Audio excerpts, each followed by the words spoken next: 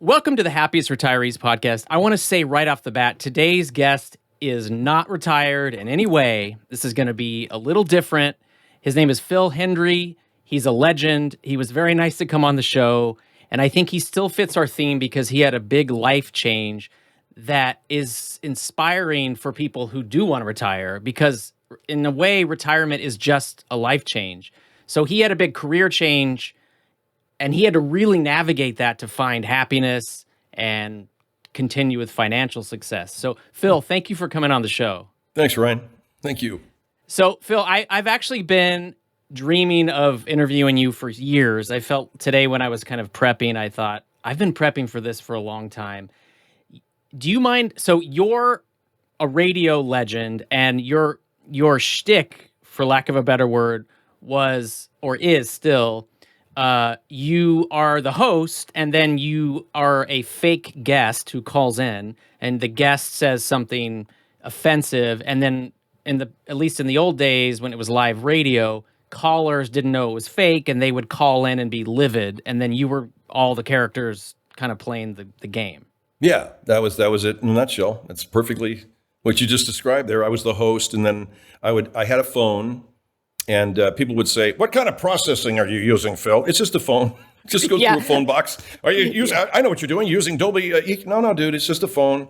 Yeah. And I would talk, and it was a matter of just. I don't know how many professionals we have watching this, but it was a matter of when I was on mic, and when I went to the phone, I just potted the mic down. The phone pot was always open, so. Today we have Margaret Gray. Thank you very much, Phil. My husband's cheating on me, and. This, that, and something else. But I found a lover over here at the Navy base. It's pretty low class. There's CBs. Yeah. But yes, once a week we meet in a motel. So she would say her thing, and then people would be outraged and pissed off and call up and say, "I'd like to talk to this lady." And that was, in essence, the conceit. Is that the right word of the show? I think so. Yeah. That was the conceit of the show. Yeah. And so your history a bit, and please correct me because you know yourself better than I know you, but you started. I don't know, man. I don't know about that, but go ahead. Well, you a long time ago, you were kind of just finding your way. You were doing construction down in Florida, I think. When I was 19, I was 18, 19. I went to Florida with my buddies. They were building out Disney World. Disney World had just been completed in '71, and we all did what kids do. We got in the car, we drove down there. I got a job with this guy's father, working as a framing carpenter. I was a cement finisher. I worked in construction, and we were in Orlando, and just a bunch of us. And I knew that I wanted to get into radio. My real goal was to be a writer, and I thought, hey, this is a great job to support myself while I write. That was the initial reason. And so I made a little tape on the advice of a friend of a friend. His name was, let me just mention him now, Billy Barber at WLOF in Orlando. He was the brother-in-law of one of my construction crewmates. And Bill says to me, "Well, what you do, Phil, is just take a cassette tape, read some news, read a couple of commercials, if you don't have an air check, which I didn't have, and then hoof it around to radio stations." And I did. Wow. And I thought, well, I'd get a gig in Eustis, or I'd get a gig in DeLand, or some far-flung hick suburb out there. No, I got a job actually at a station in Winter Park, which was a main suburban enclave there in Orlando, at this little station called WBJW at 1440. And there was also a station called WKIS at 740. So one of my friends, Dick Klein Dick Van said, Patten, wow. No, I was going to say Dick Van Patten, because he said something else. No, he said you get a kiss at 740, you get a BJ at 1440. So anyway, that was the joke there. So yeah. So I got this gig and immediately started doing overnights on the radio, and I think because I listened to the radio so much as a kid, loved it so much, thought it was just it was like one guy creating a movie. That's what I thought. It was one guy creating a whole mood and movie, and even if he was just going, "Hey, it's 75 degrees, this, that, and something else." And so I got that gig, and an overnight gig. I was a disc jockey, so I really didn't know all that much. I don't know how much of this you want me to go into, but I want all this. I'm loving this. Well, I mean, I wanted to be a radio personality, but I didn't quite know how to do that. And one of the reasons is because my instincts were so out there Yeah. Working at a middle of the road music station where we were playing Tony Orlando and Dawn, and we were playing Helen Reddy, and maybe occasionally the Allman Brothers, if it was an acceptable middle of the road type Allman Brothers song, I would get kind of stepped on if I tried to do any kind of really crazy stuff.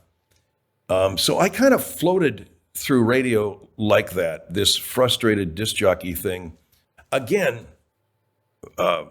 my instincts are so improvisational and crazy that I thought there was something wrong with me. Maybe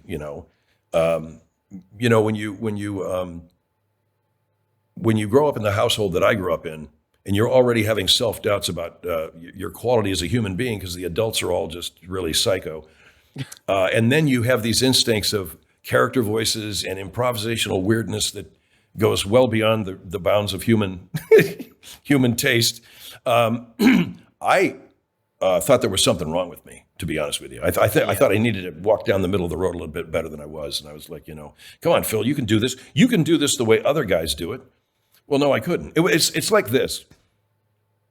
I can't do stand-up, for instance, stand-up comedy. I can't. All I would do is I got on that stage would be doing a whole bunch of improvisational character bits and shit that may or may not work. Believe me, because I've tried it, Yeah. So anyway, I did that, and long story short, Rush Limbaugh got on the air.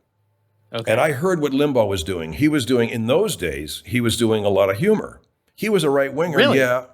He was doing like the homeless person report, and he had Clarence Frogman Thomas singing, and he did the EIB network. He had this ambient environment that he created, the excellence in broadcasting. Well, there's no such thing, but and I am the authority. And I just thought the character that he portrayed and this marvelous edifice that he constructed, audio edifice, was great. I thought it was, man, and people will say to me, "Oh, you're a Rush Limbaugh fan?" I said, as an artist, his politics, no. And the average person doesn't get it, I don't even know if the average broadcaster got it, but I did admire him as an artist at that point. He got rid of all that and just went straight right-wing commentary, which I found, frankly, very boring. But EIB, I thought, was hysterical. Yeah. And I realized something had changed, that talk radio was beginning to open up, and it was opening up to personality-driven radio. Because up to that point, talk radio was news talk. So I was like, aha, this like is this seems like something I would be good at. I think because there's no music, I don't have to play any goddamn music. I don't have to pretend like I like that music. I like the music, not 50 times a day listening to Touch of Grey by Grateful Dead, Yeah. So I got this gig at KFI on weekends, working for George Los Angeles, Oliver, right? in LA. Yeah, I got the weekend shot, but I was doing interviews, and I was just sort of doing this half-assed interview show. So I still wasn't quite breaking out of the mold. I was still kind of trying to, I know what I'll do. I'll do talk radio, but I'll still walk right down the middle of the road and see if that works, Well, no, man. The only thing that's going to work is when you open up and you just go ahead and give it to them, man. Everything you got. And you just go ahead and roll the dice. And if they like it, they like it. If they don't, they don't. At least you can say you rolled the damn dice, And now you can move on to your next career, which is servicing vending machines or whatever the hell I was supposed to do, So I got fired from that job. So one day, I don't think anyone in radio has ever not been. Being fired is just part of working in radio. Right? Yes, yeah. They say two kinds of people: those that have been fired and those that are about to get fired. Right, exactly. Radio, yeah. So that's when I went into a studio here in Redlands, California, for a radio station, KCAL. There's a KCAL TV station in LA, but there's also a rock station that I was doing weekends at, and I made this tape. And on the tape, I just did I did this character named Howard Powell, and I just went nuts on this tape, doing all kinds of character voices and doing the show as if these people were real, as if some of them hosted the show. And I put this together in a 3 or 4 minute tape, and I sent this to every place I could think of. I knew I was onto something when the great Diane Rem, who used to program WCAU in Philadelphia, sent me back a note saying, "Some of the funniest stuff I've ever heard, Phil. I can't use it. I can't use it." Because she had this straight-laced, middle-of-the-road talk station where everybody was like, "Now let's get into city politics," this kind of thing. Right. Nobody was really looking at talk radio, I should say, in those days, as a full-blown, personality-driven format. The Loop in Chicago had started doing that with Steve Dahl, and WIOD in Miami was beginning to kind of wade into that with Neil Rogers. With Neil Rogers, right? Yeah, we're talking the early 90s now. Okay. But nobody was really doing personality-driven talk radio. So I sent this tape around. I thought I was going to have to go to Wildwood, New York. I thought I'd be hired in Northern Canada. I don't know where I was going to, but I was willing to go anywhere. Yeah. I was willing, I'll go wherever anybody wants to put this on the air. I got hired at a little station in Ventura, KVEN. Wow. And this great program director named Rich Galano and a consultant by the name of, Bill. I'm sorry, Bill. Bill McCauley, Bill McCaffrey. Bill McCaffrey's a football player. Bill Terry Walton. Ryder, my good friend Terry Ryder was a protege of his.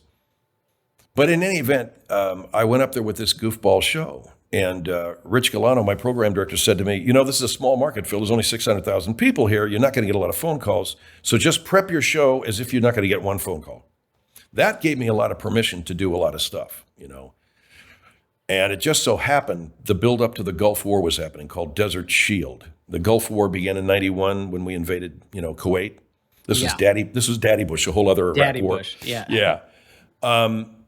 And so there were ready-made. We weren't at war yet, so it wouldn't be tasteless to do shtick about the build-up to the war. And I think that was my saving grace, to be honest with you, because I got on the air one day after listening to a guy reading two parts of an interview with Saddam Hussein. It was on KABC radio. He was reading both parts.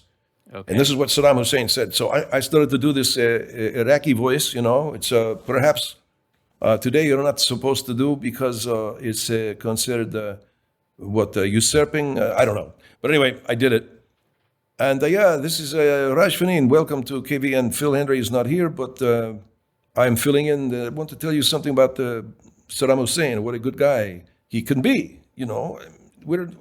So that's what I was doing, and the lines lit up, and my engineer was waving at me, or my producer was waving at me, saying, "We got a line full of calls. What do you want to do?" They want to talk to the fake guy. They want to talk to this guy. I said, "Put him through, man. Put him through." And so that's where it began, And then I started hitting the air with different characters. Because Margaret Gray is probably the oldest, other than Raj, character. And that was a female. And I had a call from because we live around Navy bases here. We have Point Magoo here. We have Port Hueneme, the CB station. Yeah. And this was a young guy who says, "Yeah, I'm here from Missouri, and I'm just looking around, and it's really nice being here in California, and I hope that I meet somebody because I'm kind of lonesome." Well, good luck to you, pal. Okay, thank you. So then I came back with my character. Let's go to another call. Hi, Margaret. You're on the air. Yes, Phil. The last man you had on the air. Oh my God, he was devastating. You don't have a number on him, do you, or anything that? She was interested. She was really interested, yeah. And that voice was significant because it was an upper chest voice. It was not, a lot of guys do a falsetto to do females. We talk like this, like Monty Python, Right. Excuse me. That reminds me of Monty. But that's not really a realistic female voice. A realistic female voice is, you have to go in the upper chest up here and affect, and so much of this character was based on my mother's, like they're in my head. I just started feeding my mom through this character. Yeah. And it's amazing how easily you can affect a female voice if you know the character, not just how to do a high-pitched voice, but what's the character saying, and Exactly. And I just a quick sidebar, I read the biography you wrote about fake Margaret Gray. Yeah. And it's breathtaking how well you know this fake character. I mean, you know her better than I think I know me. Yeah. But and the great writing teacher, Robert McKee, said that about Humphrey Bogart in Casablanca. He said, "I know Rick better than I know myself. He's always Rick." You're like, I'm kind of iffy. He's always who he is. You know what I mean? I love it. Okay. I can dig. I see what you're saying. Well,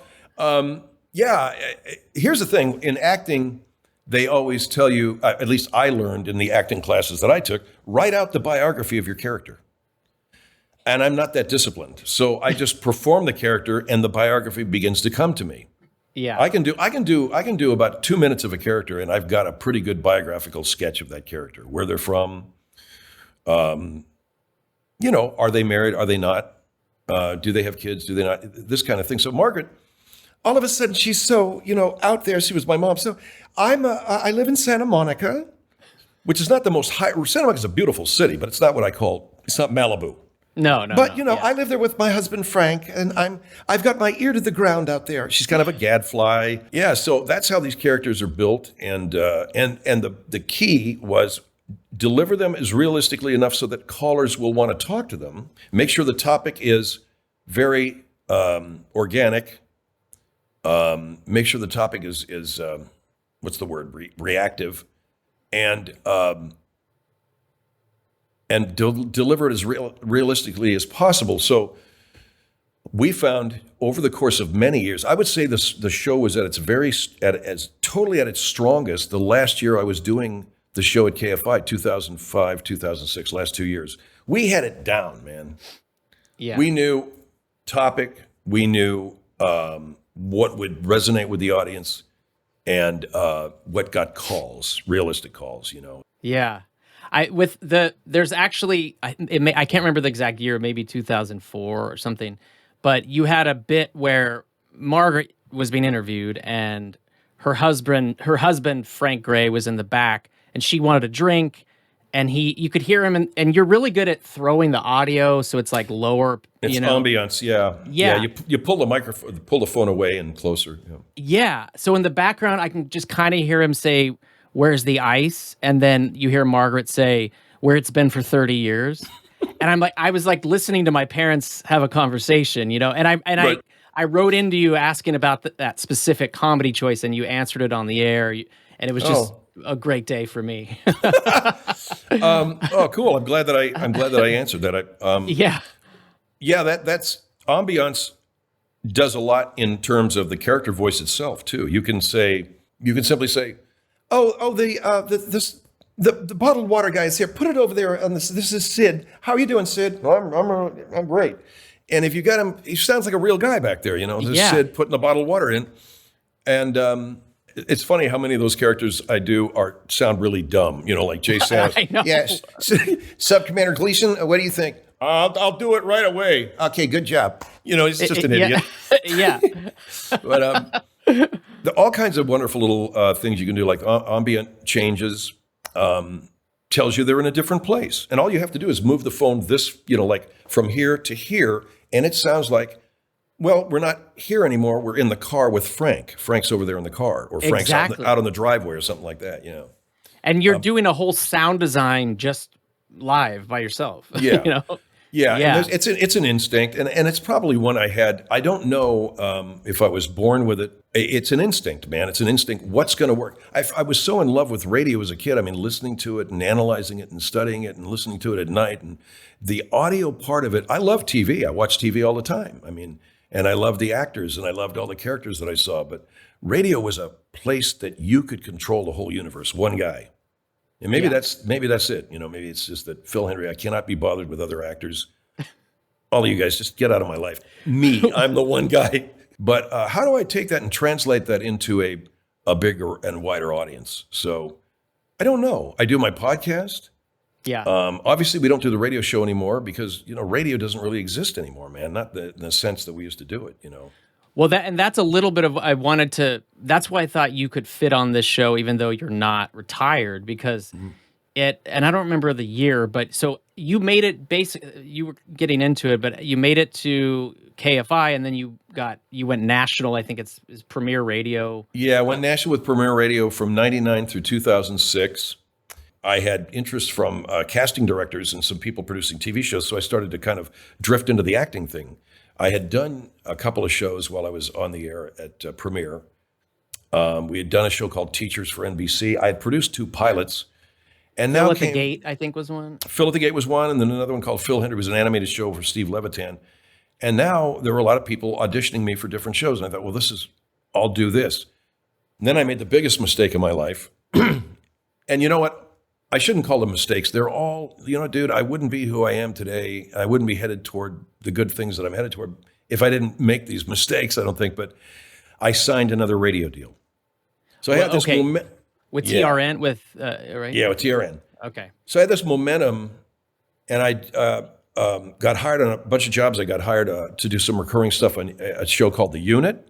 Yeah, that was a David Mamet show, wasn't it? Yeah, man, I worked for David Mamet. He came in and directed one of the episodes. I'm like, this is Wow. David. He goes, "Hi, I'm Dave. How you doing? Hey, so where do you see a character? Where do you see your character in this scene? Well, I don't know. I think okay. You sitting? Yeah. Okay. Have him sit down over there. That's great. Now, this is the great playwright David Mamet. He sounds like out of a pool hall, And he said to me, "And I wrote some extra stuff for you, Phil. He wrote a whole scene for me. Wow. In fact, when I was leaving that day, one of the PAs came up to me and said, "Do you want the script? Because he wrote this scene for you. Do you want to?" I said, "Yeah, let me have it." And I didn't have him autograph it. That would have been a little too weird. But did you ever see him drinking a cup of coffee and say, "Put the coffee down. Coffee's for closers"? Should have been. That's funny, man. Because I'm trying to learn a model. I'm trying to learn a scene from that very play. I'm trying to. It's Glenn Ross. Yeah. And I'm trying to memorize this scene because I want to use it for an audition for a theater group in LA. But so what's the character that I've chosen? Jack Lemmon's character, Levine. And Mamet writes, this is how Mamet writes. No. Hold on for a second, because I'm going to tell you right now, I was getting ready to do the Dutch. No. Wait. All of this, how the hell, So That's all I've been in working. the script? It's all in the that? script, brother. It's in the script, man. Yeah. Okay. So I've been working on that for about 5 years. And so I did all that. And then I was reading for things. And then I signed. Then this radio opportunity came up that the manager I had at the time knew the people that ran that network. And I said, you know what? I love acting, but I got to sit on my ass between gigs waiting for the phone to ring from your agent, And if I'd been more disciplined, I probably would have gone out and took an acting class or read a lot of plays. I don't know what. But I wanted to create, and this radio gig came up. So I took this gig, and I thought I would do this. I thought I would have humor, but also do serious political commentary. I was going to kind of evolve whatever it was Phil Hendrie was trying to do. Yeah. Which didn't last very long. I eventually just went back to doing straight character voices. But this gig was so horrible. I didn't like it because I had it for 3 years and they had an option for another 3. And they wouldn't let me out of the deal. So I basically spent 6 years in hell, Oh, my God. Yeah. But that, you live and you learn, man. And I was able to get a little bit of, I got some good shows out of it. And Definitely. I also, the other thing, Ryan, is I also realized what I really wanted to do. I can't keep, beating this horse to death, By the end of this gig, there was just no money left in radio. I mean, there was no real syndicator left. It was all people, I don't know what they were doing, man. Specialty acts, right-wing stuff. Yeah. Michael Savage had taken off. Oh, yeah. Laura Ingraham was taking off. This kind of radio I didn't want to have anything to do with. Not that I'm not commenting now politically. I'm just saying I didn't want to do a talk show. Yeah. I wanted to do a performance. Yeah, I remember I follow, or you have, and we'll get into this. One of your, I'd call it a stream of income now, is you have a backstage pass where you can. Yeah, watch. we have our website. Yeah. Yeah. In fact, is it? You want to say the website? PhilHendrieShow.com. Yeah. Okay. PhilHendrieShow.com. Mm-hmm. And I had a backstage pass, and so I got to watch you prep for your show, and I do remember during that time you seemed a lot angrier than you do now. For sure, man. Yeah. Yeah. I was under a lot of pressure, and but what I was able to do is I got the rights to my show from iHeartRadio. Back then it was Clear Channel. Yeah, okay. And I got rights to a lot of my material. So I was able to take all of those shows that I had from Cox in Miami, my Miami show at WIOD, and put that on my website. And then I decided, well, I'll produce some new shows that will be podcasts, because that's what's going on now. Yeah. And I'll just do I'll just let my instincts run wild in terms of character and see where it takes me. And that became the Daily Phil Hendrie Show podcast, which exists to this day, although it's evolved and changed over time. And I've had people tell me they think it's funnier than the stuff I did when I was on the radio. Oh, that's great. I don't know whether I agree with that 100%, but I think there are times when, I laughed my ass off more than I did. Because when I was listening to my radio show back, I'd be going, oh, I hope people call. Please call. Please, let's get some calls, Whereas just kind of letting it go felt better. in terms of the career change you made, that I mean, from where I'm sitting, you look happy. You say you've got financially, you're doing great.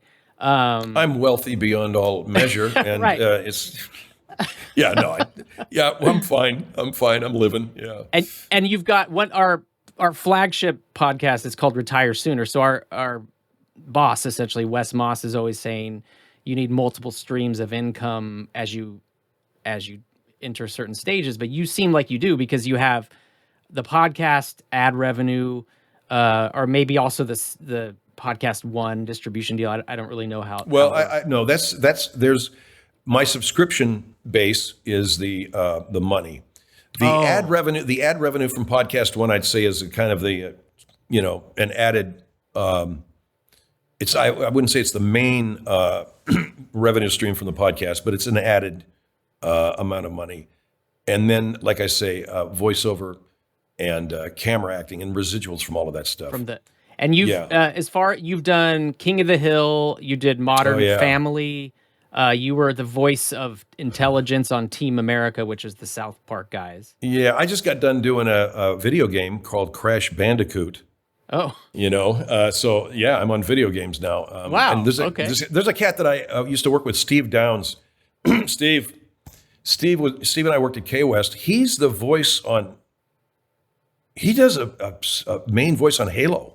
Oh, he's really? like the chief or something on Halo. Yeah. Wow. Yeah. Okay. I had no idea, man. I think Steve's with he and his wife live in Chicago. He was our program director and afternoon drive guy at K West, but now he's so video games. Yeah, it's heavy. And and I think a lot of people would remember you from This Is 40, because Paul Rudd slams his bike into your car and then right. Yeah, but I mean, King of the Hill, Futurama, The Replacements, the 7D. I'd have to actually let me just pull up my IMDb. No, your resume's so long, we don't even have I don't have the time right now. But we have a lot of listeners in Atlanta. That's where, like I mentioned, our Wes Moss. He actually has a radio show on WSB. I don't know if you ever worked for them. I was on WSB. I was on WSB in 1992. Really? I did 10 to 2 at night, and I did. Wow. And then on Saturday night, I had a Saturday night show. It was the Steve Warnell show. That was an early incarnation, I should say, of Steve Bozell. So on Saturday night, WSB with Steve Warnell. How you doing? It's Steve Warnell, and the Daytona 500 is coming up, the greatest spectacle in race. I did 4 hours of this bullcrap. 4 hours as the character? As this in character. Oh my God. In character, yeah.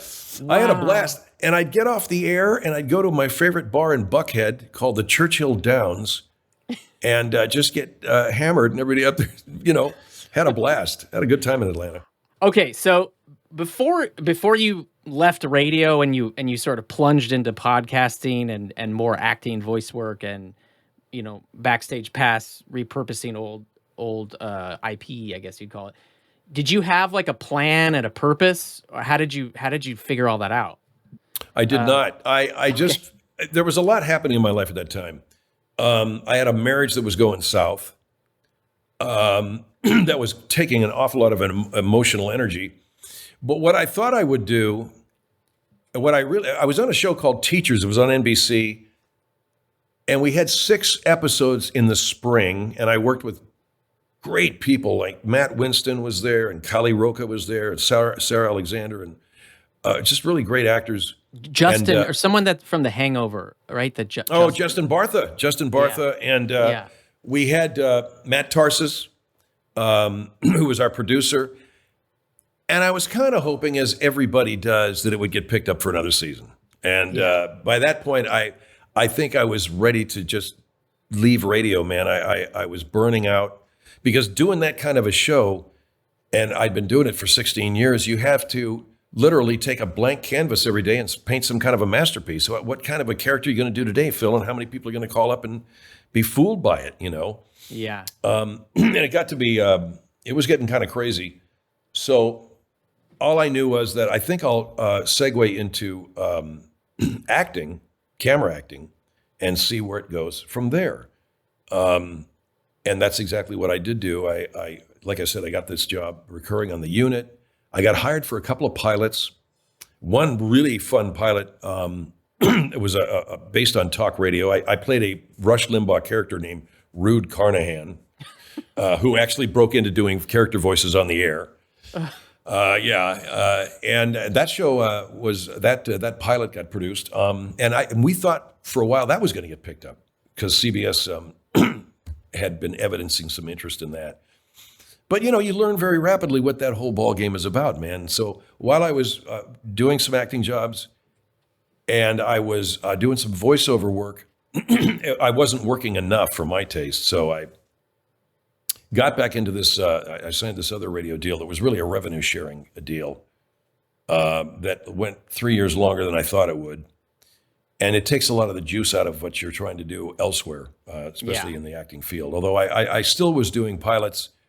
I did one with Justin Birbiglia, who's a very funny comedian, had a pilot with the CBS. I played his dad.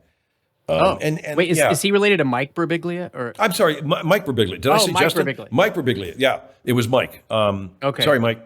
But I'm Justin Hendrie. So that was a lot of fun.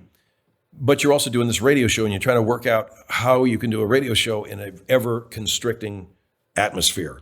The money ain't there anymore. Now I'm dealing with a syndicator out of town.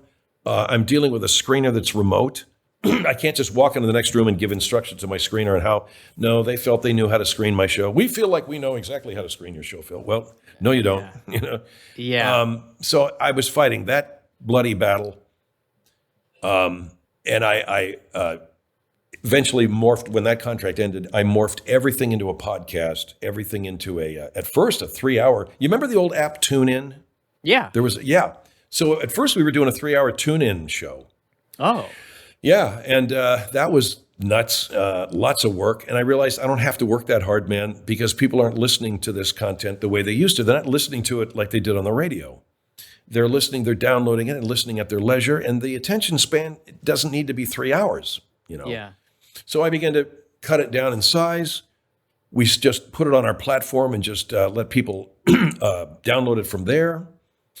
We got a great partner in Sideshow Network, and then we segued over to Podcast One in terms of the revenue platform, any advertising revenue, and kind of learned the ropes that way, man.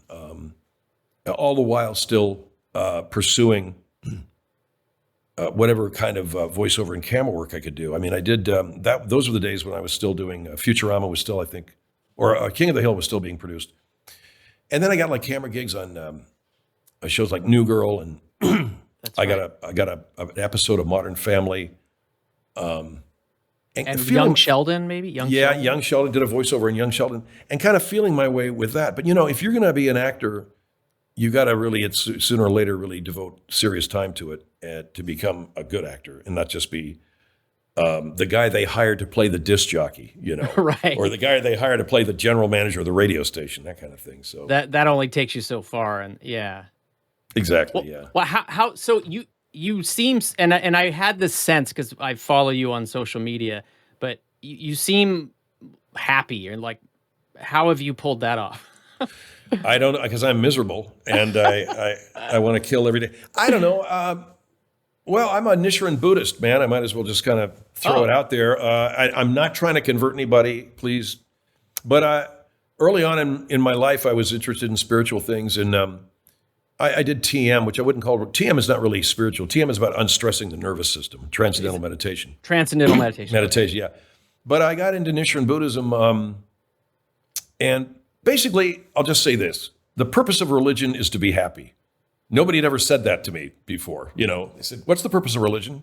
To be happy? Okay, I'll take that. That sounds pretty good, Who doesn't want that? Yeah. So what I do with my life now is I see everything as an opportunity. I see everything, even if it's a mistake, I see it as a stepping stone to the right thing to do. Everything that happens to me is a forward progress, and you just don't ever give up on anything, man. You just don't ever give up on anything, because you will conquer. It's when you stop, that's when you start to slide back, and you don't win. And it's proved out in my life, in the middle of this pandemic, I met a woman who I'd already met in Florida in 1994, Jackie Bales, who's now my girlfriend, and she's one of the better things that's happened in my life in the middle of the whole world shutting down, Wow. And I've also been able to make more and better professional contacts with people, and I've seen my business flourish. Gosh, I live 100 yards from the ocean. I guess that can't possibly be that bad, Yeah. And Yeah. yeah. And so I also see the rest of my life as being something that, you've heard a lot of people say this, but I really believe it. Like the best is yet to come for me in terms of learning a whole another craft, learning another level of being an artist and being a performer. So I've learned to, no matter what happens, man, it's an opportunity to make things to springboard even further ahead. So you, in a way, you instead of slowing down, you've found more. It feels like. Yeah, I have, Yeah. and I've been able to. I would say the biggest difference is that there's a guy that I follow on Instagram. This poor boy was born with a very terribly disfigured face. His name's Jono. Do you follow this kid at all? He's on Instagram. He's a motivational speaker. Oh wow. He goes out into public. He was born with this face that's pretty badly disfigured. It's not horrible, but he said something that kind of resonated with me. He said, "Don't say anything to yourself that you wouldn't say to a 5-year-old. If you're going to put yourself down, would you say that to like a 5-year-old kid? Would you say that to your 5-year-old self? How would you address yourself as a kid? Yeah. And as sort of touchy-feely and namby-pamby as that sounds, and probably totally out of character for a guy like Phil Hendrie, that means something to me. Because what I did through most of my life is just wag the finger at myself and say, here's another screw up. Look at how you messed this one up, man. Look at how you messed that one up. Look at all this opportunity. You didn't do this, didn't do that. Now I just tell myself, all right, man, well, let's try it better next time, Actually, there's this we can learn from that, and there's that we can learn from that. And I was just talking to Jackie. She was telling me she's selling her house. And she said, my buyer is cool, but the person buying his house, their financing fell through. And I go, shit. She goes, but you know what? It bought me a week. Because the financing's going to come through, but it's going to be 7 days. And that whole week is going to give me time to do more here and do more there and do more there. So I'm thinking, yeah, what apparently was a really horrible sounding thing, financing falling through, maybe your house isn't going to sell, maybe you're, actually it is going to come through. It's going to be a week later and it's going to give her more time to do the shit that she needs to do with the house. And that's how I look at things, man. What can I take from this and make it bigger? So it's like a glass half full sort of. Well, but I don't look at it that way. All I'm saying is, I don't know, man. I haven't stopped doing anything that I like to do, and I haven't stopped pursuing these dreams. Although the dream is not it's never been my dream to be an actor. It's been my intent because that's what I've been doing for most of my life on the radio and doing what I've been doing. So yeah, to work more steadily on camera, to work more steadily in theater, to actually make a living, the majority of my living doing that would be, I'd say, my goal for the next 60 years. Exactly. Yeah. And and then see what happens. See what happens after that. It's funny when you say how hard you are on yourself. I find that when I think about how I am with myself, I would never treat someone else that way. I'm far meaner. For sure. That's the whole thing. Yeah, that's the whole thing. I think that's what his point was. You're not going to say that to a kid. Why would you say it to yourself, Yeah. So I spent most of my life doing that, I think, because of, our background, man. I don't know what kind of home life you come from, but I came from a home that was extremely dysfunctional. And that's a good word, isn't it? Dysfunctional. So you don't have to say violent. Yeah, you don't have to say things being things being thrown through doors and shit. Yeah. And I came out of that experience with a really low opinion of myself. I wouldn't say I didn't think I was a bad person. I just didn't have a whole lot of self-esteem, Yeah. And you have to scrap and fight and battle for that in life, and along the way, you meet people who help you. So I heard someone say, I wish I could remember who said it, but they said all the wrong people hate themselves. So you see these guys who really behave terribly. They look in the mirror and think, I'm pretty awesome. And then I'm a pretty cool guy. Yeah, yeah. yeah. And then these really nice people who are so hard on themselves. Yeah. Yeah. It's it's that kind of, the psychopaths, of course, have no conscience about things, so they're naturally going to go, yeah, I'm okay. Yeah. Right. Like Bobby Dooley. Yeah, she's very Bobby's very sociopathic. Just, Yeah. yeah. Your son's just spray painted swastikas on a church. Yeah. What's it's like, don't you get it, man? Yeah, She's the president of the homeowners association. The homeowners right? association. Yeah, yeah. And the scary thing about people like that is they have a certain charm. People are attracted to their confidence. They're attracted to their, hey, you're an original thinker. I like that. Sure, Yeah. And Bobby Dooley is a little bit of hers based on my mom. Because my mother could be looking at you. My mom could be looking at me, and I could be telling her, Mom, I've just been nominated for the Nobel Peace Prize. And she'd be looking at my shoes. Is that, you're wearing that to the thing? Yeah, that kind of shit, Yeah. So, but here's the cool thing about all of that. I love my mother. I love my father. I forgive them both. They had hard lives. They came up at a time when life was hard, man. They were both teenagers at a time when the world was spiraling into another world war. There was the Depression. My mother's home life was terrible. My dad was adopted. They were not good parents. But you know what, man? I love them. I forgive them, and I understand them, and I still think of them as my friends. And I appreciate the stuff that they did do. My father picked up and brought the family to California. That alone, he should be my hero for. Right. I was raised in California, not Canada, not Toronto, Canada. I love Canada. Don't get me wrong, but it's warmer here. Right. Yeah, and so they did that, and they made a home, and they tried the best they could. And while we were all very scarred by our childhood, my sisters and I, who I still have dinner with, we have forgiven those people, and that's what you got to do, man. You can't be angry at anybody. You can't hate anybody.